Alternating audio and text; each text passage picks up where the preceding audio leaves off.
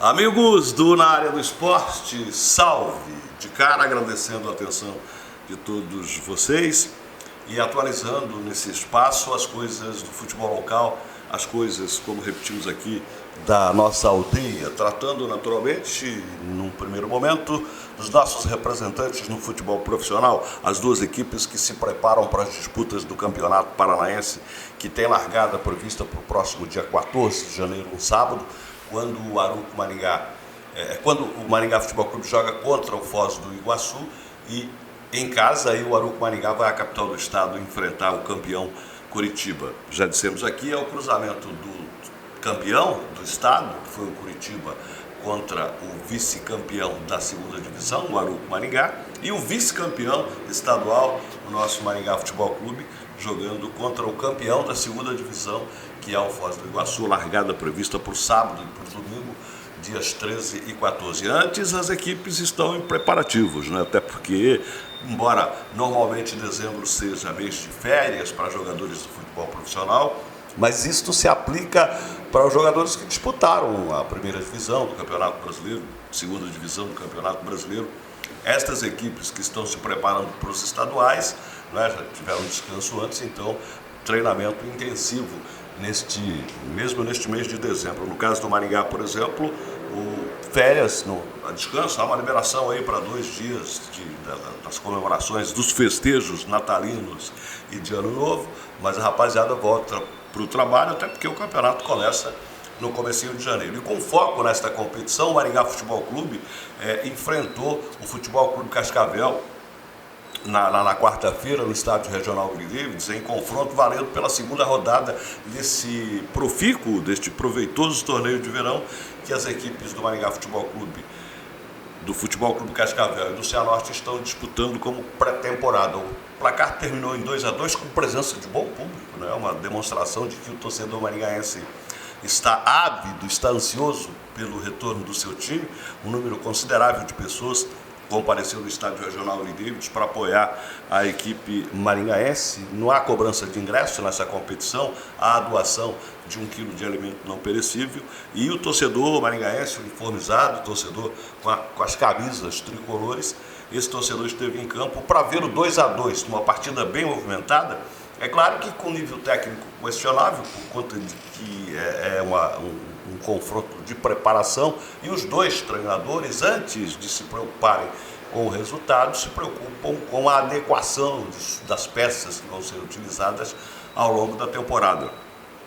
No caso do Maringá Futebol Clube, o Jorge Castilho escalou o mesmo time que antes tinha jogado contra o Cianorte, perdido por 2-1 lá em Cianorte. Por falar em Cianorte, o Alexandre Galo, técnico do Cianorte, estava no Estádio Regional Willie Davidson, foi muito paparicado. Ele que é uma celebridade do futebol brasileiro por conta da sua passagem, principalmente pelo Santos e também por grandes equipes do futebol brasileiro.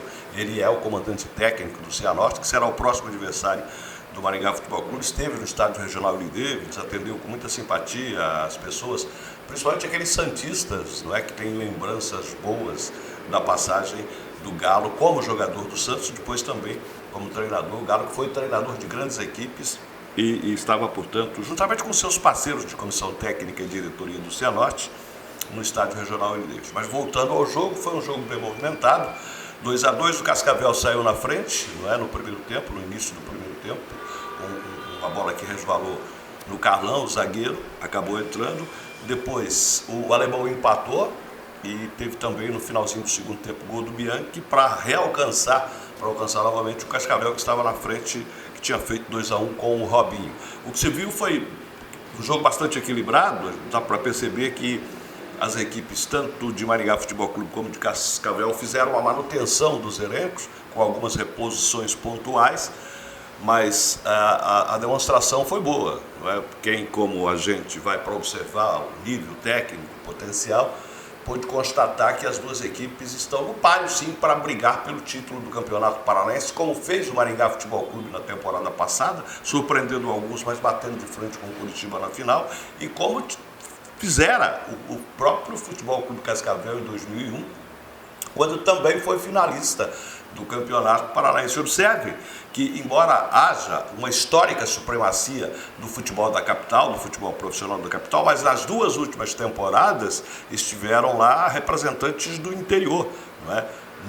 No campeonato de 2021, Londrina e Futebol Clube Cascavel decidiram o campeonato, 2 equipes interioranas, portanto, e neste 2022 o representante do interior foi o Maringá Futebol Clube, batendo de frente com o Curitiba, perdendo, é bem verdade, mas fazendo uma campanha extraordinária, uma campanha histórica. E o projeto, a perspectiva para essa temporada de 2023 que se avizinha, já estamos nela, é de que novamente um time do interior possa estar batendo de frente. Futebol Clube Cascavel e Maringá são candidatos, próprios Cianorte também, porque não é o Cianorte que está reforçando o seu elenco, e fica aí a expectativa de que um time do interior esteja na final do Campeonato Paranaense de 2023. Também o Londrina é candidato, por que não? Londrina, que é o time da Série B, sem falar do Operário. Enfim, o que se sabe é que as equipes da capital não terão vida fácil diante destes interioranos.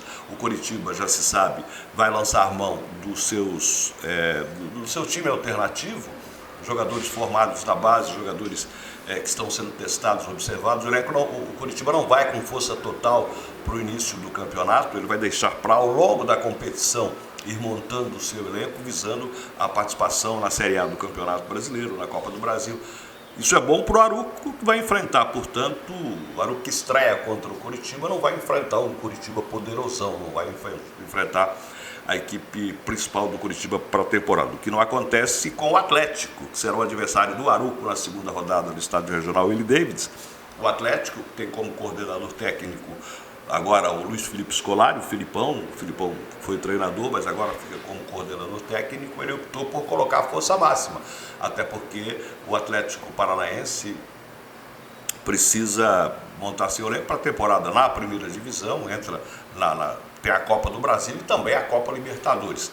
Portanto, é esse o panorama em relação às equipes da capital, que além de Curitiba e Atlético, tem na primeira divisão o São Joséense, né? A equipe da São Joséense, que é de São José dos Pinhais, ali da região metropolitana, já que o Paraná Clube, pasme os senhores, quem estiver chegando agora vai ficar assustado, mas o Paraná Clube, o tricolor de Vila Capanema, está na segunda divisão do Campeonato Paranaense, isso mesmo. O Paraná Clube experimentou uma queda vertical, assustadora nas últimas temporadas, caiu da Série A do Campeonato Brasileiro para B, da B para C, da C para D, e na D não conseguiu se manter.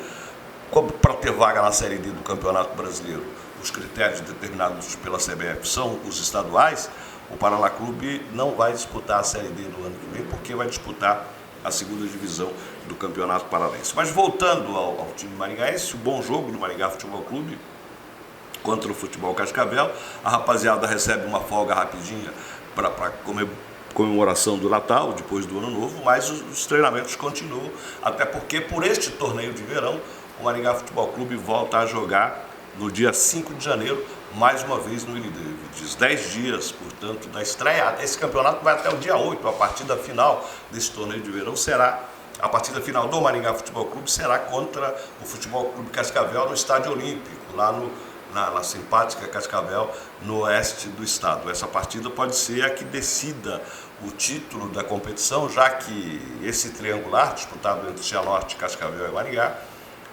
tem um troféu, é um campeonato, é um torneio amistoso, mas referendado pela Federação Paranaense de Futebol, e quem chegar na frente, na soma dos pontos, vai ficar com o troféu. Dia 8, portanto, o último compromisso entre o Futebol Clube Cascavel, lá no estádio do Cascavel, e Maringá Futebol Clube, e aí, 4 dias depois, 5 dias depois, já estreia no Campeonato Paranaense de Futebol. O Aruco Maringá segue fazendo também jogos treinos, está com seu elenco montado. No dia 30 faz um jogo amistoso contra o Grêmio Prudente, lá em Presidente Prudente. Essa partida vai ser no período da manhã, dia 30 é o penúltimo dia do ano, mas o time do técnico Alexandre estará fazendo este amistoso, e aí os mais atentos poderão perguntar, mas no dia 30 não havia na programação de Maringá Futebol Clube, de Aruco, Maringá, um jogo amistoso entre eles? Havia, meu amigo, havia, minha amiga, não há mais, porque o técnico Jorge Castilho, do Maringá Futebol Clube, em acordo com a sua comissão técnica e com seus diretores, optou por cancelar esse compromisso. Não vai ter amistoso contra o Aruco. Falou, mas por que há alguma rivalidade? O Castilho explicava ali, numa conversa que tive com ele, que não há rivalidade nenhuma. Ele até conhece, gosta e conversa constantemente com o Alexandre, com o técnico do Aruco, são amigos, mas lembrem-se do imbróglio que teve com o Sub-20 do Maringá Futebol Clube e o Aruco, Maringá Profissional, uma partida que fizeram em Guatemi, jogo treino, e que acabou não terminando, que acabou não acabando, se me permitem essa confusão de palavras. Por quê? Porque o Edinho, e eu preciso fazer uma correção aqui, porque numa observação que fiz neste mesmo espaço, eu atribuí o comando do Sub-20 do Maringá Futebol Clube ao Silvinho, que não era na temporada passada, mas ele foi substituído pelo Edinho, este profissional que é reconhecido com passagem por grandes clubes do futebol brasileiro enquanto jogador e também como treinador. É ele o treinador do Sub-20, que optou por tirar o time de campo em função de que constatou que havia um certo grau de violência de parte dos jogadores do Aruco, que se pegou muito mal, né?